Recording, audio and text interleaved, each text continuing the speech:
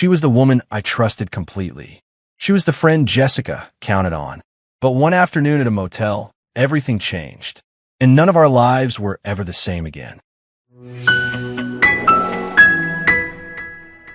Hey, this is Justin. I run a moving company. Started with one truck in my back 7 years ago. Now I've got a fleet of 5 and a crew of 8 guys who actually show up on time. It's not glamorous, but it's mine, you know? I built it from nothing. Wake up at 5, handle logistics, deal with broken down trucks and customers who swear they only have a few boxes when they've got a whole house packed into closets. It pays the bills, keeps me busy, gives me something solid. Sally came into my life about a year before everything went to hell. Met her at a coffee shop. She spilled her latte on my boots, those expensive Timberlands I just bought, and she was so embarrassed she bought me another coffee and wouldn't stop apologizing. She worked at a daycare, one of those church-affiliated places with finger paintings covering every wall. Good with kids, patient in that way I could never be. Steady, reliable, always had this calm thing going on. We just clicked, I guess. Nothing dramatic, no fireworks, just comfortable. She'd come over after work, still smelling like crayons and hand sanitizer. Help me with paperwork while I made dinner. I'm not the romantic type, never have been, but it worked. She felt like someone I could count on. The relationship was easy. We had our routines. Thai food on Thursdays, her place on weekends, my place on weekdays because I had to be up early. She didn't complain when jobs ran late. I didn't complain when she talked about daycare drama. We fit together without much effort. She was stable, dependable, exactly what I needed. No games, no drama, just solid. Then her friend Jessica got engaged to this guy Tony. Jessica was one of those loud, bubbly types who filled up every room. Always organizing things, always hugging people. Tony seemed all right when I met him. Finance guy, talked about markets and portfolios, wore an expensive watch. Polished, put together, looked like he lived at the office. The engagement party was at some restaurant downtown with exposed brick and overpriced small plates. Sally was so happy that night, man. Genuinely glowing. She kept grabbing my arm, pointing out details about the proposal, how surprised Jessica was, how perfect everything was. I nursed a beer and made small talk while Sally lit up every time Jessica came over. They'd hug and squeal about wedding plans that hadn't even started yet. Sally grabbed my hand at one point and squeezed it, leaning into me while she laughed. She looked exactly where she wanted to be. I remember thinking I was lucky to have someone who could be that happy for other people. After that night, Sally threw herself into wedding planning completely. Every conversation circled back to venues or photographers or bands versus DJs. She was at Jessica's place 4 nights a week. Weekends or bridal appointments, venue tours, cake tastings, dress shopping. I barely saw her. She'd text me updates about bridesmaid drama or seating charts, and I'd reply with short responses because I was coordinating jobs or dealing with my crew. Part of me was relieved, honestly. Gave me more time for work. We'd gotten a big contract with a property management company, lots of turnover units, tight deadlines. I was stretched thin, working 60-hour weeks. Having Sally occupied meant I didn't feel guilty about not being around. She'd call during lunch breaks at the daycare, talking fast through her wedding task list. Call the florist, confirm the photographer, help Jessica pick between invitation designs that looked identical to me. Sometimes she mentioned working with Tony too, coordinating groomsmen stuff or running errands when Jessica was swamped. Made sense.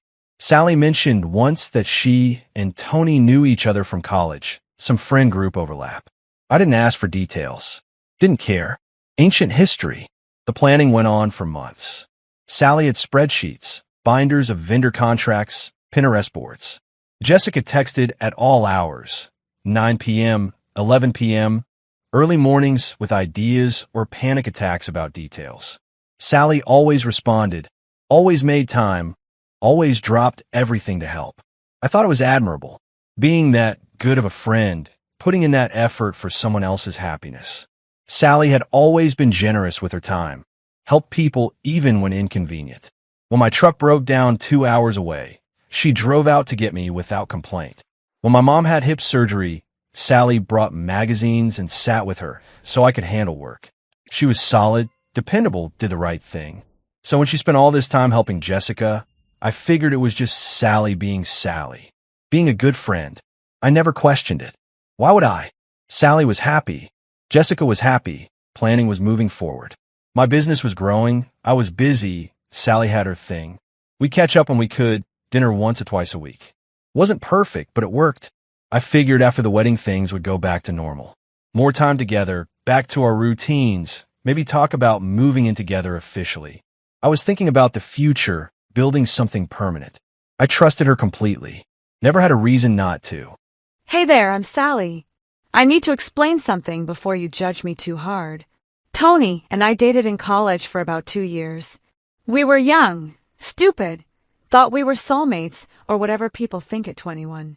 We broke up senior year, not because of anything dramatic, just because we wanted different things. We cried, promised to stay friends, did that whole mature breakup thing. And we did stay friendly. Ran into each other occasionally, kept it light. No lingering feelings, or so I thought. That was 4 years ago. When Tony started dating Jessica, she actually asked me if it was weird. Jessica and I had gotten close through work. Her nephew went to my daycare, and when she mentioned she was seeing my ex, she was nervous about it. I told her it was ancient history. Completely fine, didn't matter. And I meant it. I was happy for her. Tony seemed different, more settled, and Jessica was head over heels. When they got engaged, I screamed so loud my neighbors probably called the cops. I volunteered to help with everything because I genuinely wanted her day to be perfect. This was my friend, my close friend, and she deserved the best. The planning process was intense. Jessica had opinions about everything but couldn't make decisions, so I became the mediator, calling vendors, comparing prices, keeping spreadsheets. Tony was involved too, because Jessica wanted it to be their wedding, not just hers. So the three of us would meet up, go over details, make choices together. At first it was fine. Professional, friendly, focused. But then there were these moments. Little things. Tony would make a joke referencing something from our college days, and we'd both laugh while Jessica looked confused. Our hands would brush reaching for the same wine list. He'd catch my eye across the table and hold it just a second too long. I told myself I was imagining it. I was with Justin. Tony was marrying Jessica. Everything was fine. But the tension kept building. Late-night texts about wedding stuff that didn't need to happen at 11 p.m. Him offering to pick me up for appointments when Jessica couldn't make it. Us staying late at the venue after everyone else left, supposedly finalizing details, but really just talking. About everything. About nothing. About us. Back then, what went wrong? What could have been different? The first kiss happened 3 weeks before the wedding. We were at his and Jessica's apartment. She was at a bachelorette spa day her mom organized, and we were addressing invitations. Just the two of us, music playing, wine flowing. He made some comment about how I always had the neatest handwriting, how he used to love my birthday cards. I looked up, and he was staring at me with this expression I remembered from college, that look that used to make me feel like I was the only person in the world. And then he leaned in and kissed me. I should have stopped it. I should have pulled away, told him this was insane, walked out. But I didn't. I kissed him back. The first time we slept together was a week before the wedding. Jessica was out of town for a final dress fitting with her bridesmaids. Tony texted, saying he needed help with groomsmen gifts. I knew what I was doing when I went over there. We both knew. We didn't even pretend to look at gifts. It just happened, and it felt exactly like it used to. Easy, comfortable, right? Afterward, we laid there, and he said maybe we'd made a mistake breaking up. I said maybe we had. We didn't talk about Jessica. We didn't talk about Justin. We just existed in this bubble where consequences didn't matter. After the wedding, it continued. We'd find excuses, meet at this motel on the highway where nobody we knew would see us. Sometimes twice a week, sometimes more. He'd tell Jessica he was working late or meeting clients. I'd tell Justin I was with Jessica or doing errands.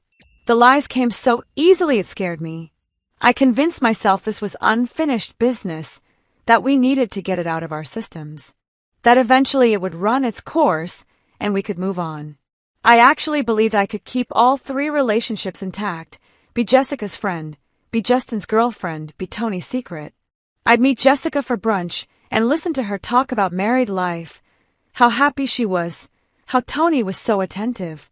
Then I'd meet Tony at that motel that same afternoon. The compartmentalization was insane looking back. I'd help Jessica pick out furniture for their living room, then text Tony about when we could see each other next. I'd curl up with Justin on his couch watching TV, feeling guilty for maybe 10 minutes, then pushing it away. I told myself everyone was happy. Jessica had her perfect marriage, Justin had his stable girlfriend, Tony and I had our secret thing, and nobody was getting hurt as long as nobody found out. Which is the dumbest logic in the world, but I believed it. I needed to believe it, because the alternative was admitting I was destroying everything and everyone around me for something that probably wasn't even real. Just nostalgia and chemistry and the thrill of sneaking around. But I didn't want to admit that.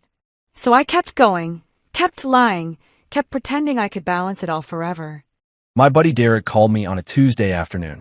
I was at the warehouse doing inventory, checking truck maintenance logs, normal day. He sounded weird on the phone, urgent. Said he was driving past the Starlight Motel on Route 9, and he just saw Sally. I said, okay, so what? He went quiet for a second, then said she was with some guy, and they just went into a room together. I froze. Asked him if he was sure. He said, yeah, positive. Recognized her car in the lot, and saw them walk in. Room 12. He said he wasn't sure if he should call, but figured I'd want to know. I asked him to wait there, hung up, and got in my truck. Drove straight there. Route 9 was busy with afternoon traffic, sun glaring off windshields, and I was gripping the steering wheel so hard my knuckles went white.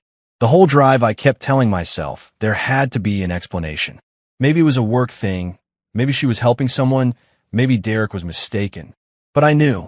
Somewhere in my gut, I already knew. When I pulled into that crack parking lot, there it was. Her blue Honda Civic with the daycare bumper sticker parked right in front of room 12.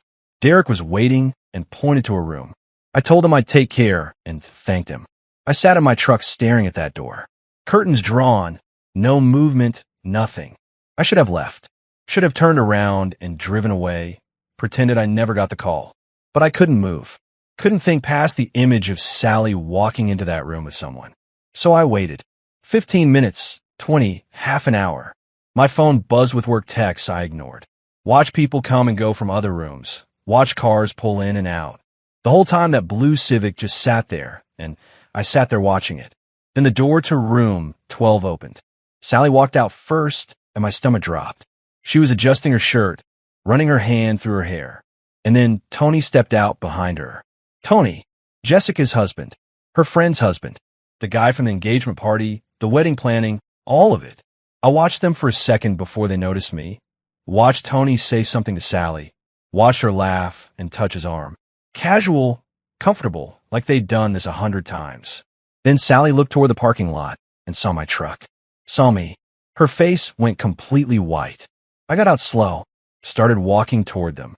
Sally immediately panicked, reaching for me, saying my name over and over. Justin, Justin, please wait, Justin. Tony held up his hands like I was going to hit him, started stammering. This isn't what it looks like, man. Please just let me explain. Which was the dumbest thing he could have said because it was exactly what it looked like. Both of them standing outside a motel room in the middle of the afternoon, clothes wrinkled, guilt written all over their faces. Sally grabbed my arm, begging me to listen. Her eyes were wild, desperate, tears already starting. She kept saying it was a mistake. She didn't mean for this to happen. It was over now. She'd never see him again. Just please, please don't do anything. Tony was sweating through his button-down, stammering about how it meant nothing, how they never wanted to hurt anyone, how it just spiraled out of control. He actually said that. Spiraled out of control. Like they were victims of circumstance instead of two people who made a choice. I asked how long.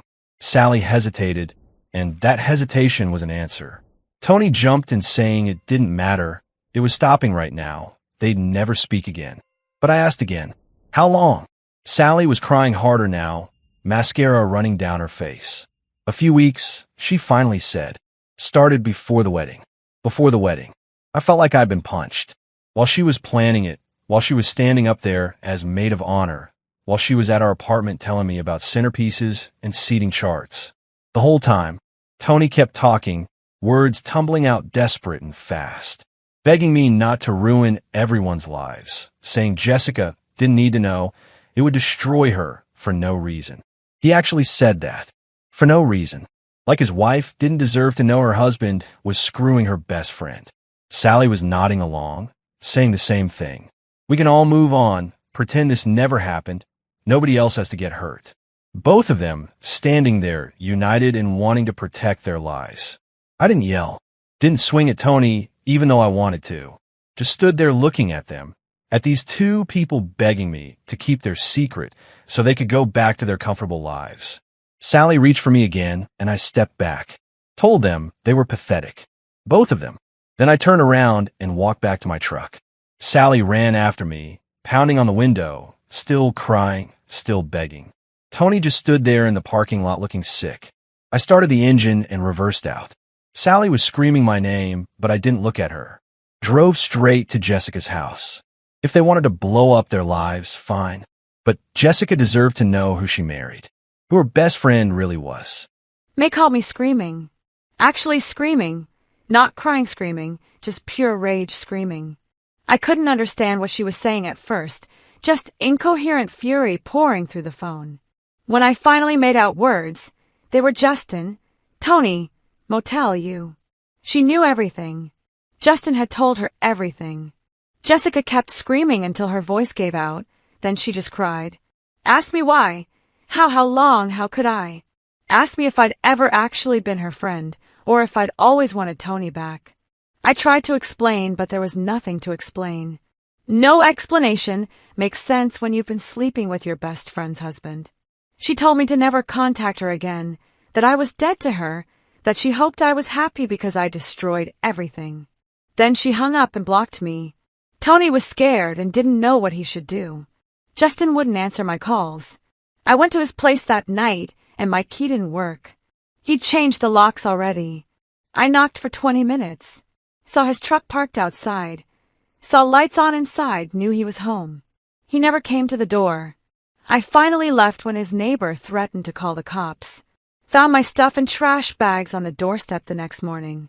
Clothes, toiletries, the framed photo of us from his nightstand, all thrown together like garbage. Because that's what I was to him now. Garbage. The friend group imploded immediately.